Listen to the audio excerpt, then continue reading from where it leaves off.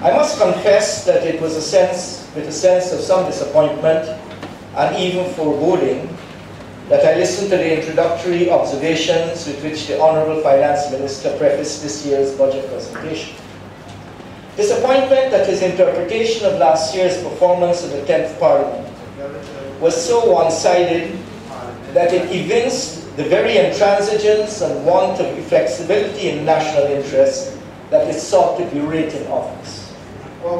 Disappointment, too, that his understanding of what transpired over the early months in the life of the 10th Parliament has led to such a contraction of his vision of the transformative potential of united action.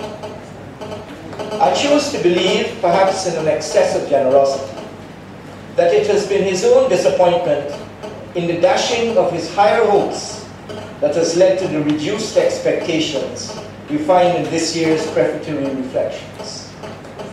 Let us remind ourselves of the larger, more hopeful expression of the idea of united action in last year's budget speech.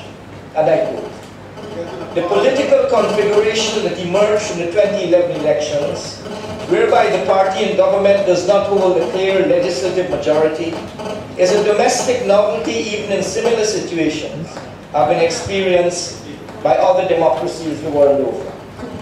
This arrangement beckons our country into a new political epoch and heralds an opportunity for the nurturing of a new political culture. The prevailing dispensation will test and hopefully prove our resolve as a people, and within this House, our respective will to serve as responsible representatives of a deserving people to work together in service to the cause of national development." Not surprisingly, these words drew much comment in last year's debate from members on both sides of the House.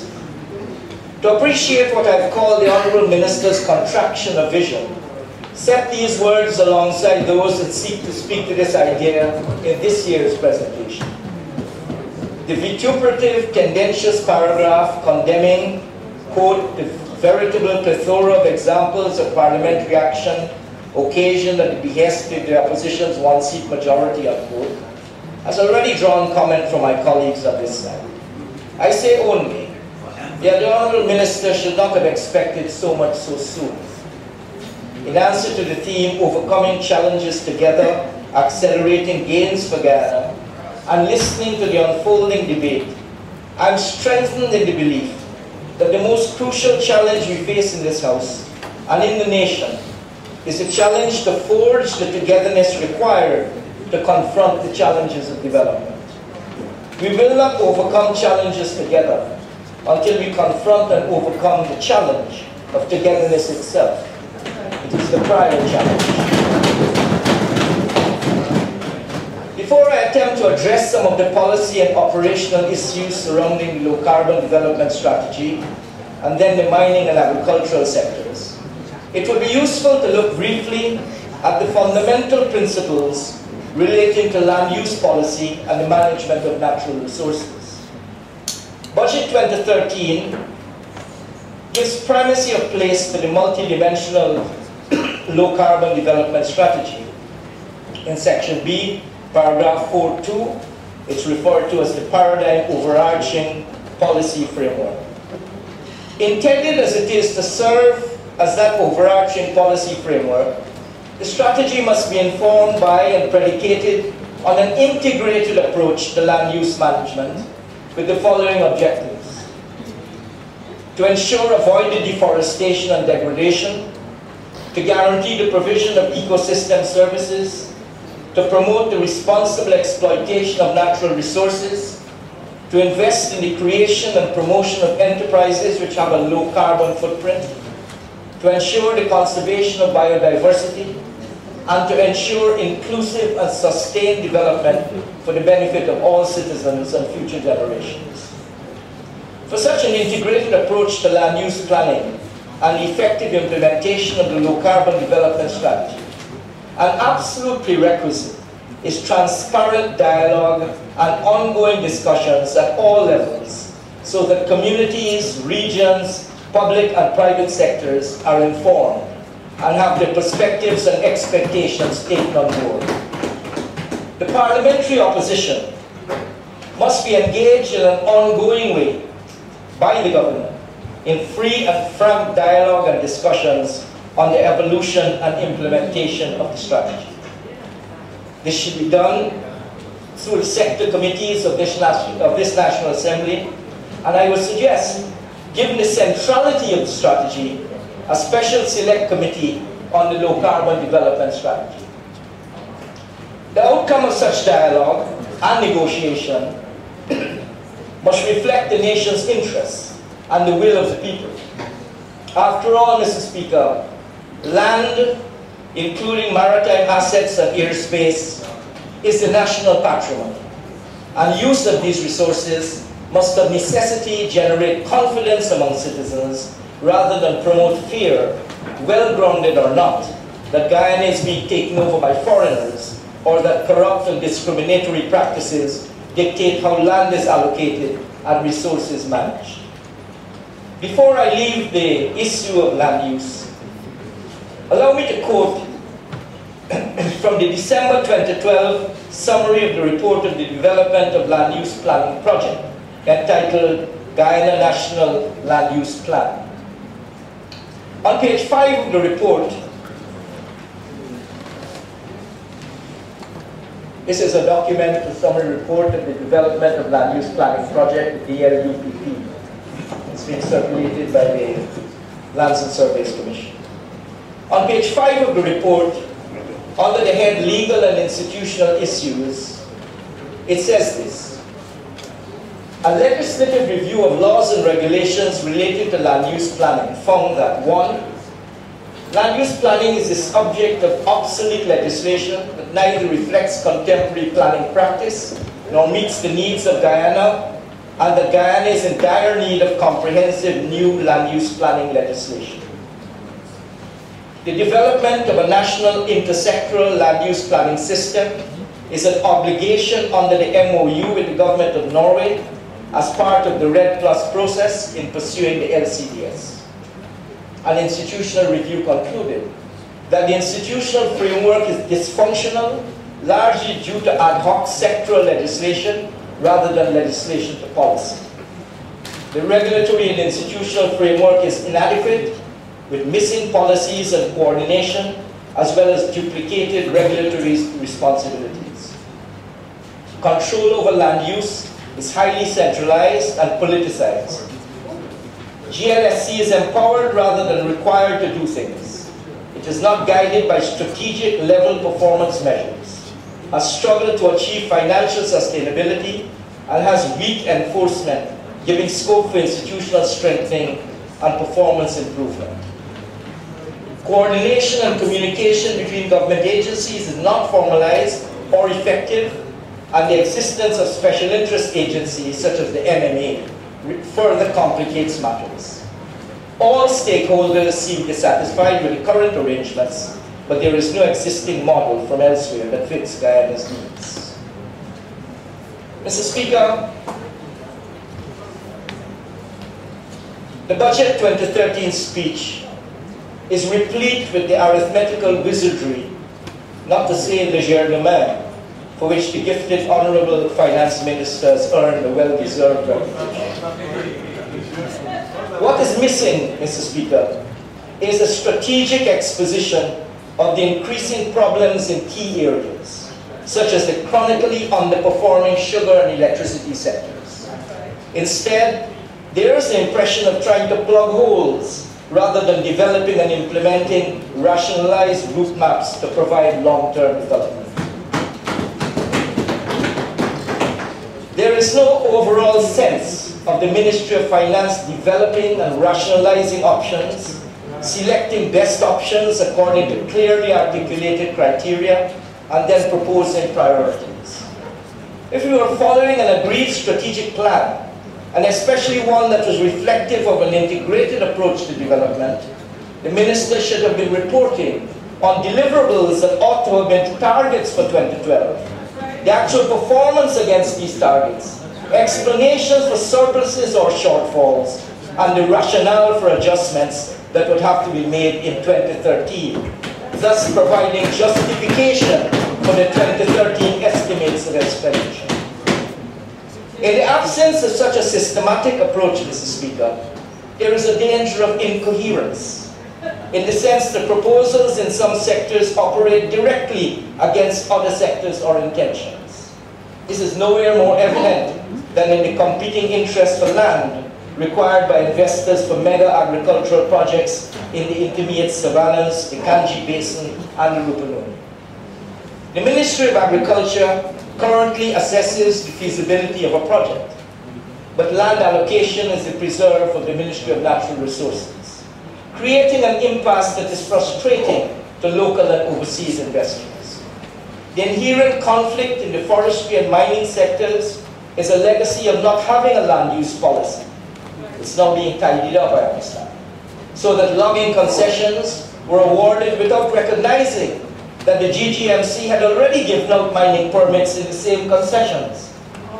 In the absence of baseline data related to biodiversity, endemism, and ecosystem services, the impacts of logging and mining on the environment cannot be accurately determined, since there is little or no generic data against which to analyze data now being collected, albeit inadequately and irregularly because of the limited number of field personnel deployed by the GGMC, GFC, and the EPA. The other complication is that there are a number of instances where mining concessions have been awarded prior to the issuance of titled lands to Amerindian communities. This resulted from lack of sharing of information that would have excised such concessions from titled land, or alternatively, through free, prior, and informed consent and transparently conducted negotiations, a way forward could have been found to allow mining with safeguards and penalties that are enforceable.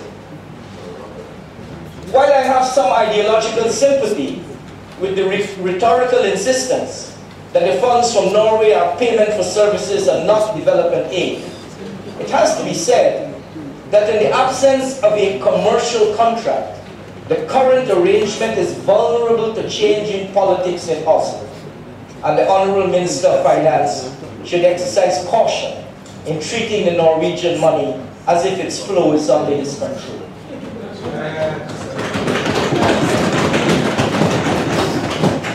Because payments are based on the extent to which Guyana has managed the avoidance of or reduction of deforestation and degradation, we need to examine the extent to which policies and practices have been implemented to reduce foreign-based carbon emissions.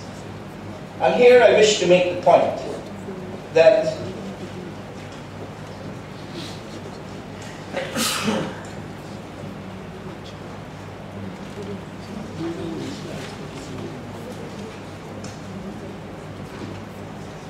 feel free to stop the clock while I check my bill.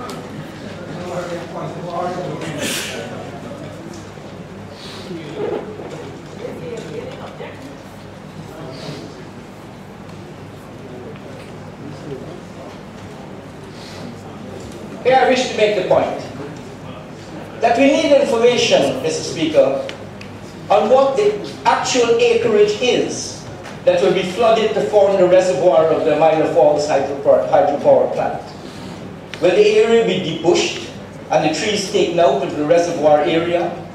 If not, is there an estimate of the greenhouse gases which the proposed reservoir will generate and emit? The public needs to know that the Myla Falls hydropower project will generate and emit significant greenhouse gases and will permanently convert areas of tropical rainforest into a lake. This is scheduled to occur at a time when significant debushing will also be done for the development of the 5 new large-scale mines. We need to know what is the acreage that will be disturbed by the 5 new large-scale mines which may be developed between 2014 and 2018. The possible developments are the manganese at Matthews Ridge, bauxite at Bonasika, gold at Turapuru, Puruni, gold at Kaburi, Potaro, and gold at Aurora, Kayuni. What is the value per acre cleared, and how does that value compare with the projections in the LCDS documents? This, I believe, is really vital information that we in the National Assembly need, and which the public needs to understand exactly what is taking place with the low-carbon development strategy. I wish to say that while much remains to be done, we do recognize that controls have been put in place to ensure forest concessions are managed based on annual allowable cuts, low-impact logging, traceability of forest products, and measures to plug leakages such as tagging and inspections in the field, along routes and the wharves. GGMC's controls are also much tighter in monitoring deforestation and degradation. Notwithstanding these steps in the right direction, Mr. Speaker, there have been reluctance and a lack of political will to increase environmental bonds and penalties, which at the moment are at laughable levels. Similarly, Guyana has made only very limited progress on improving forest governance. The Rainforest Alliance Verification Report of December 2012 is instructed in this regard. So I say that the Minister in Section 4.3 of the budget speech is over-speaking somewhat. In Section 4.4, we see that $7 million US was approved for disbursement by the GRIF Steering Committee in November 2011, just prior to the elections, I might add, for institutional strengthening, including $3.1 million US for the Office of Climate Change and the Project Management Office in the Office of the President.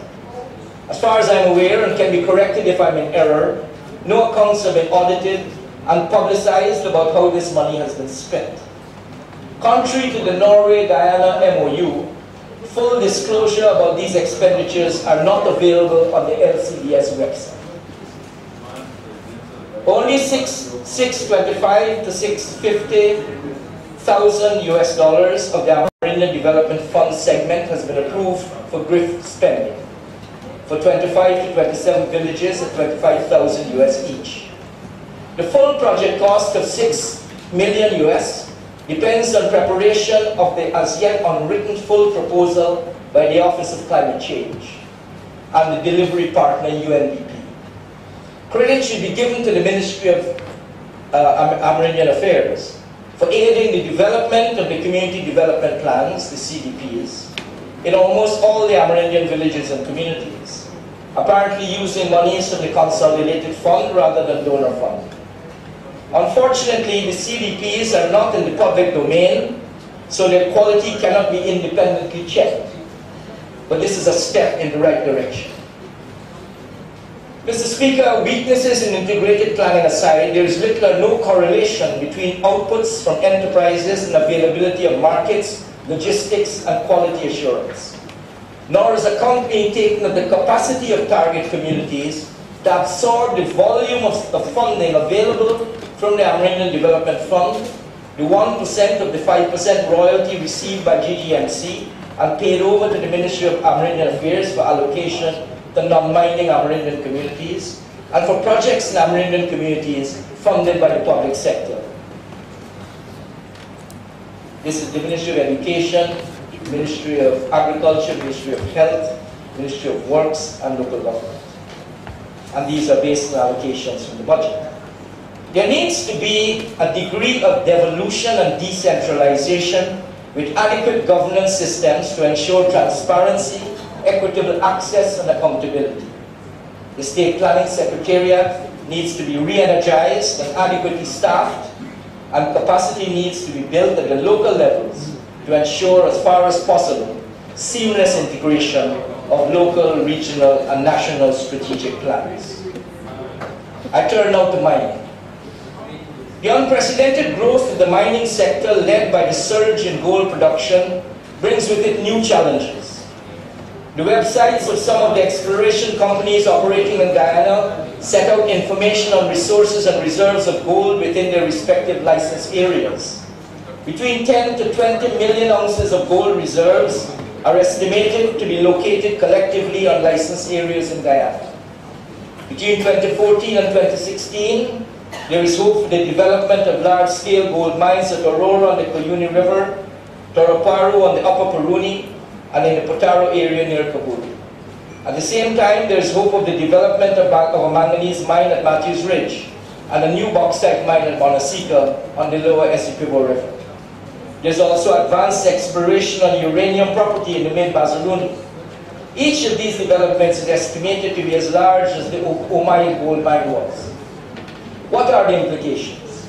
Along with the revenue windfall, 5 new large mines will also demand commensurate responsibilities of monitoring. A risk management approach to monitoring would need to be utilized in order to decide on the number and type of mine inspectors to be added to the GGMC and other relevant agencies. Then there's a challenge of positioning Guyanese to benefit from the varied business opportunities. I see no evidence that the government is as alert to the challenges as they need to be and appears to have limited hope of overcoming them. The University of Guyana, the technical institutes and the trade schools will need to be given the resources so as to produce the skills that these new mines will demand. What is required, above all, Mr. Speaker, is the development of a strategic plan for the small and medium-scale gold and diamond mining. An update to Professor Clive Thomas' study entitled Too Big to Fail would provide a good basis from which to begin.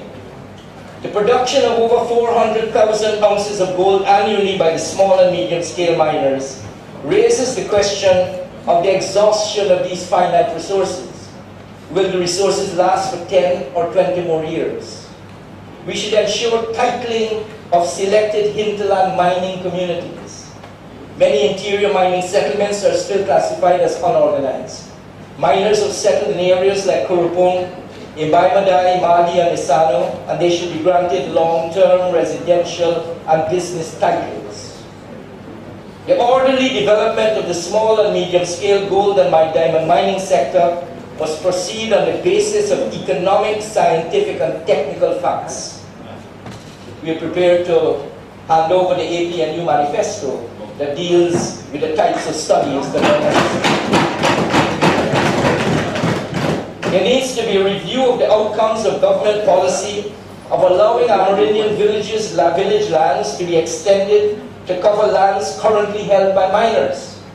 When policies lead to confusion, lawsuits, picketing, blockades, and pits one citizen against another, we must not be afraid to rethink and review the policies.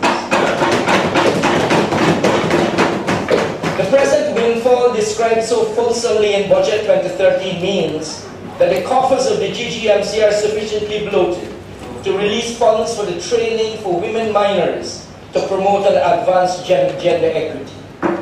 Providing funds to the largely self-financing and very active Guyana Women Miners Organization would assist in providing solutions to some of the most grievous social problems in the interior-based mining sector.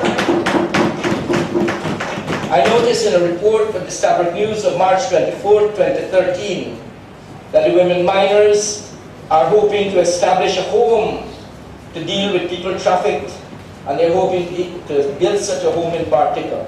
And a piece of land has been identified, and they seem to intend to approach Minister Irfan about the granting of this piece of land.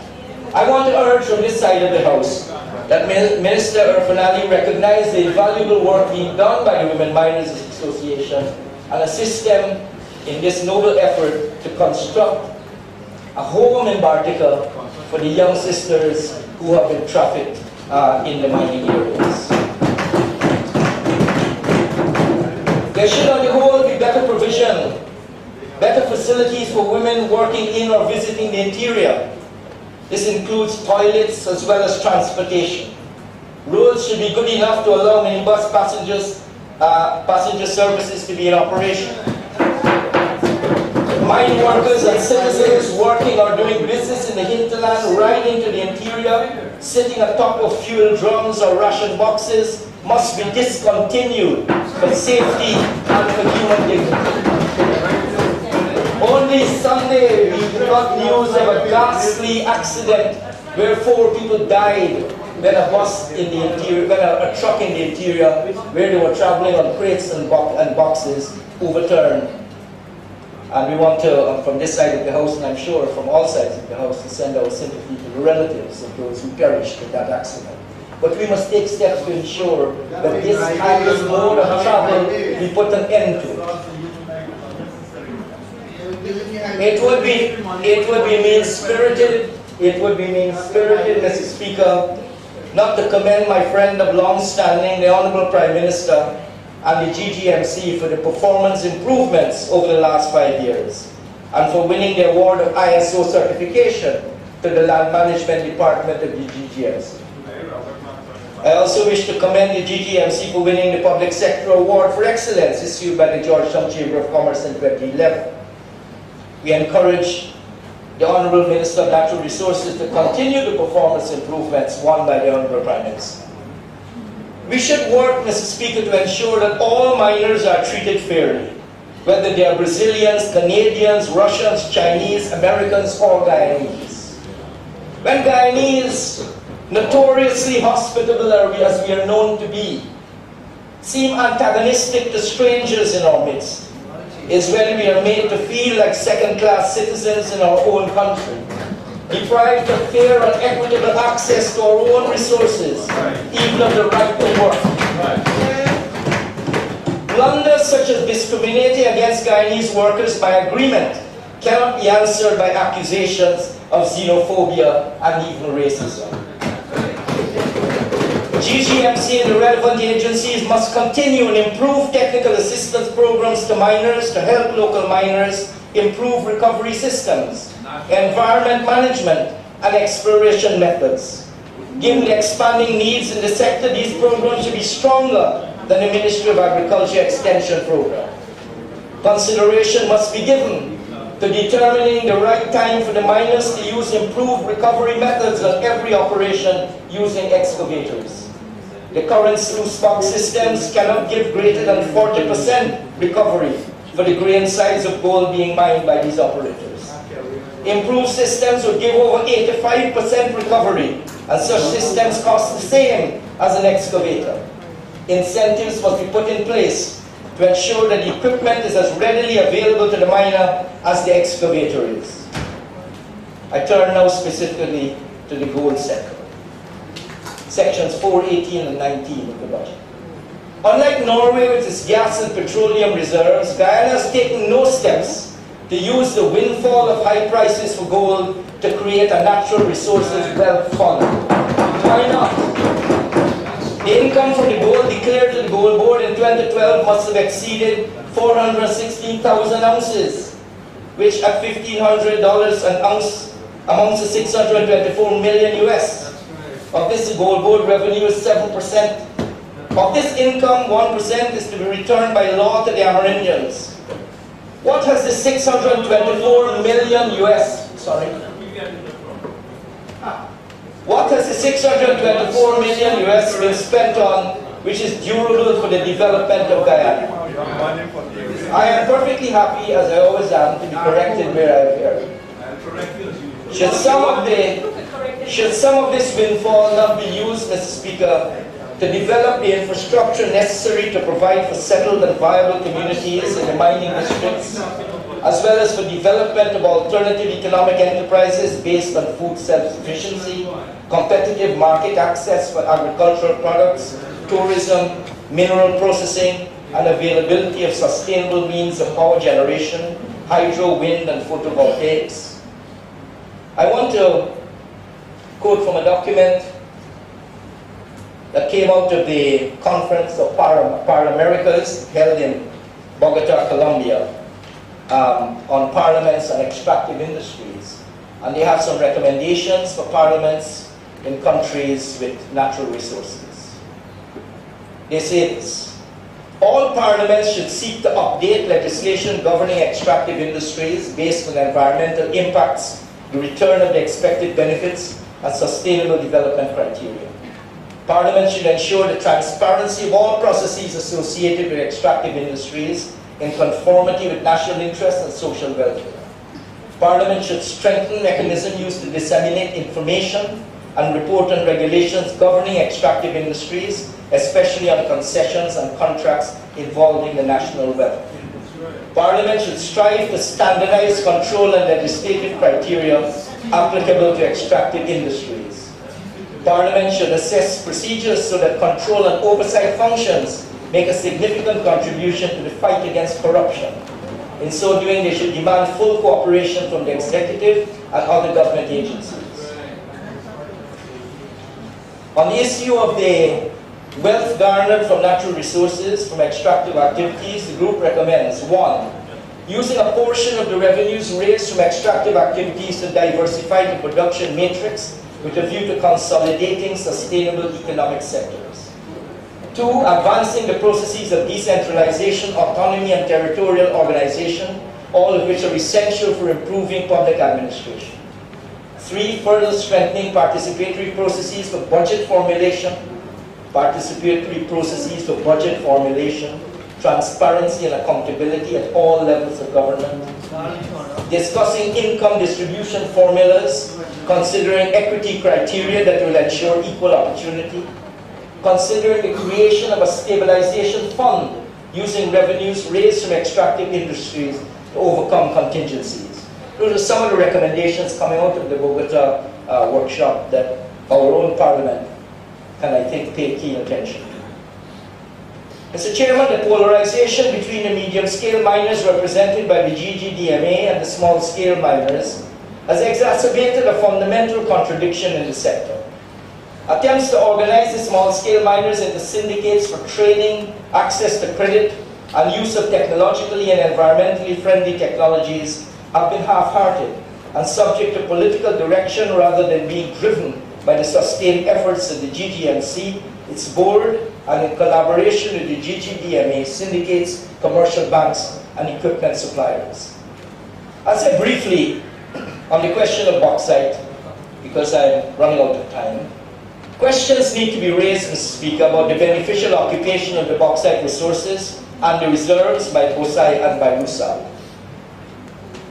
Are they paying all the royalties and taxes on time? Are they hogging land for which they are not licensed? Are they satisfying all the terms and conditions of their respective licenses? More particularly, are they meeting obligations with respect to the revegetation of mine sites? I turn now to agriculture. Mr. Chairman, these pronouncements are remarkable more for what they conceal than for what they reveal. I'm referring to 4.8 to 4.12. The fact is indisputable and admitted on all sides. Low labor turnout has plagued all the estates. My friend, the former Shadow Minister of Agriculture in the 9th Parliament, and the keenest of students of the industry into which he was born, Mr. Anthony Vera, is on record as stating that in 2012, the industry showed the factories standing idle out of cane and not grinding during the first and second crops, a total of 10,527 hours. He went on to state that the actual time the factories worked during the year was 21,623 hours. In other words, the desertion of the cane fields by the workers meant that the factories were standing idle 50% of the time during the crops, waiting for the cane that never came. This must also have meant that during a substantial part of the time, the factory workers had to be paid for idling as the factory idled. This migration away from the industry is not a new phenomenon. It has been continuing steadily since 2000 and has now reached crisis proportions. Mr. Chairman, the chronic state of the financial condition of Gaisuco has become an annual lament. Different time, same song. It remains something of a mystery why the compensation funds from the European Union are not being dedicated to the sugar industry, including the cane farmers. Were these funds not intended to make the industry more competitive and more efficient, for instance, by helping to finance the costly process of converting the land for mechanical harvesting on all estates to offset the loss of workers? Between 2006, when the compensation payments from the EU began, and 2012, Guyana took possession of 24.7 billion Guyana dollars. Why should Gaisuco... My apologies. Your time has elapsed. You may have an extension of 10 minutes to conclude. Thank you. Why should Gaisuco be in such a near terminal condition? Whatever the policy that disperses these funds away from the industry and spreads them around, it needs to be rethought. The situation described in the 2008 Gaisuko document, Revised Commentary on Capital Budget 2008, where we read, and I quote, "The limited availability of funds in 2007 saw the factory investments limited to less than $350 million instead of the $1.35 billion requested. And in 2008, the factories asked for $5.6 billion to do the capital works, but were given only $2.34 billion, less than half of what they needed. The board of Gaisuko noted in their summary of the 2008 capital cuts that this starvation of funds will significantly restrict management's ability to achieve their objectives outlined in the Gaisuko strategy plans. In this time, Mr. Speaker, I ask, is this the time with Gaisuko mired in these financial doldrums for the government to be actively considering the appointment of the absentee Mr. Raj Singh to head the corporation at a princely salary of $25,000 a month, plus 2 houses and apparently uncapped perks? How does the minister expect this largesse to be greeted by the already demoralized managers and restive workers across the corporation?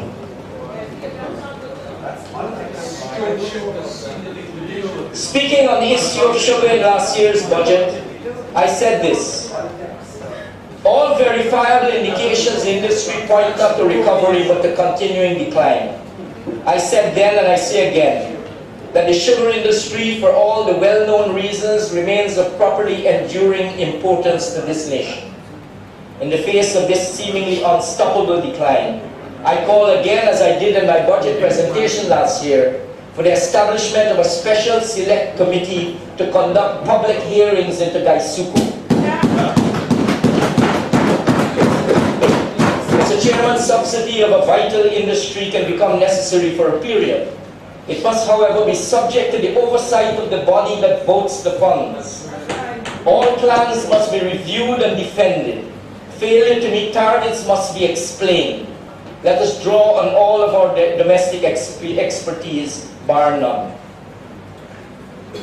Mr. Speaker, while it is undeniable that rice has shown an improved and welcome production level in 2012, it stretches the truth to breaking point to say that government's efforts facilitated the process. As we know, in the first part of the year, there was high rainfall, which exposed the numerous flaws in the infrastructure of the coastal plain to grow any crop, even rice, which requires much water and very little drainage. Since there was widespread flooding in numerous areas, including the MMA, Mahika, and Blackbush polder, exposing the neglect of the drainage system. Add to this the impassable backdam roads, the weed-blocked irrigation canals, and the porous sea defenses everywhere. To say that the farmers achieved these high levels of production through the government's diligent care of the infrastructure is to take credit where credit is not due. It would be more accurate to say that the farmers were able to achieve these levels of production through their drive to cash in on the high rice prices currently being paid on account of the oil for rice arrangement with Venezuela. Now that the Venezuelan agreement is awaiting renewal, a wave of uncertainty is sweeping through the industry from the quarantine to the Essequibo. The Honourable Minister would have received reports that as of yesterday, long lines of trucks loaded with paddy have been parked outside the mills and combines are backing up in the fields. The price per bag the millers across the country are offering to the farmers has plummeted from $4,000 to $3,000 a bag, all of which makes a nonsense of the measures outlined in paragraph 414 of the budget speech. The favourable business climate put in place by government also resulted in milling operations of one of the larger but chronically defaulting millers being acquired by a foreign investor, and so on. It seems that the new favourable business estimate climate is about to condemn our hard-working rice farmers to a new season of blackmail and bullying at the hands of the millers. $3,000 a bag, take it or leave it. The Minister spoke of work to advance efforts on livestock diversification to enhance meat for the international markets. Presently, Guyana does not export meat and is unlikely to do so in the immediate future, as the infrastructures needed to satisfy international standards to meet preparation for the export market have to be built and certified in the first instance. The sorry fact is that there is no recognizable, coherent livestock policy guiding the work of the Livestock Development Authority, which is heavy on authority and light on development. It is all well and good to have an artificial insemination and now an embryo implant transfer program. But after the calves are born, what then? Cattle farmers complain of the woeful lack of follow-up. The NDLA needs to follow the process through to the end. We can't have these expensive calves wandering around the pastures. The AI and embryo transfer programs, even if they were efficiently implemented and monitored, will not by themselves lift the cattle industry out of the present slump. What the cattle farmers all over the country need is pasturage, not just a gene pool. With the boom in the rice industry and the high prices, there has been an invasion of pastures by rice farmers. For instance, in the pastures back of the Blackbush Boulder scheme. The Honourable Minister knows the number of representations I've made to him on this issue. Cattle farmers in the Quarantine, West Coast Berbice, the east and west coast of Demerara, Turkine, have no pastures and are burdened by the $8,000 a head impounding fees as their cattle are left to roam the streets. Urgent consideration must be given to the establishment of communal pastures across the country if we are to come to the rescue of this alien industry. On drainage and irrigation, I have to say very briefly, Mr. Speaker, that the Minister stated that in 2012, government expended $7.1 billion on drainage and irrigation systems across Guyana to continue development of drainage and irrigation structures at Hope Dodge 4, purchase of pumps, excavation equipment, etc. A breakdown of how the $7.1 billion was allocated in 2012 should be given for scrutiny before future funding is approved. Such a breakdown will reveal to what extent past funding in the sectors impacted on the development of drainage and irrigation. For example, the farmers in the Hope Dodge 4 area had their cultivations disrupted as a result of the construction of the Northern Relief Channel project, the Hope Canal. Under an EPA-approved management plan, the NDIA should have ensured that all DNI structures which were disrupted as a result of the Hope Canal be replaced to allow for continuous service. In fact, very little has been done in this respect by the NDIA, and the farmers continue to suffer because of lack of irrigation water or flooding, and very little or no work is being done in this respect. The Minister stated that in 2013, a total of $6.5 billion is budgeted for final payments towards the completion of the Hope Canal and the associated drainage structures, as well as on pumps and pump stations in regions 3, 4, 5, and 6. The National Assembly needs to know, 1, how much has been spent thus far on the Hope Canal project, and on what. We need to know, 2, the final cost for completing the canal and the ancillary works to make the system operational. And 3, we need to know when the project will be completed and the flood waters could be discharged from the EDWC into the Atlantic Ocean.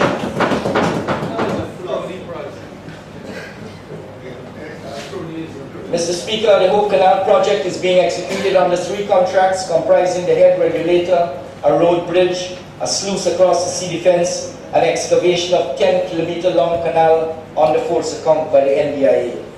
The total cost of the entire project was expected to be under $20 million US, but at this point no one knows for sure what the final cost will be, and this is perhaps why we are being asked for yearly supplements to keep the project going. Before the project can function as expected, the NDIA has to dig an outfall channel to receive relief waters into the ocean. A contract has to be awarded for this work, which will be costly, but so far no progress has been made to get this work started, which must be completed simultaneously with the other works if the project is to be functional. The project is behind schedule, and Minister Ramsamy has given the contractors until the end of August 13 to complete contract works, a tall order. In conclusion, Mr. Speaker, allow me to thank my friend, the Honourable Minister of Housing and Water, with responsibility for tourism, for providing me with the image on which I wish to end my contribution.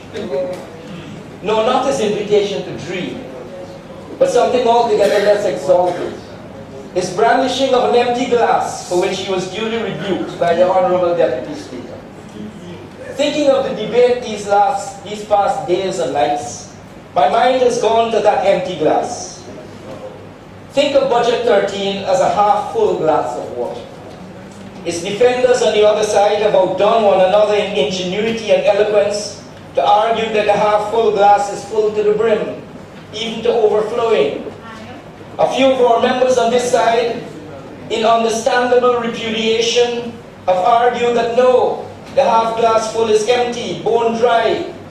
And as the argument raged, the half full glass that is Budget 2030 remains stubbornly half full.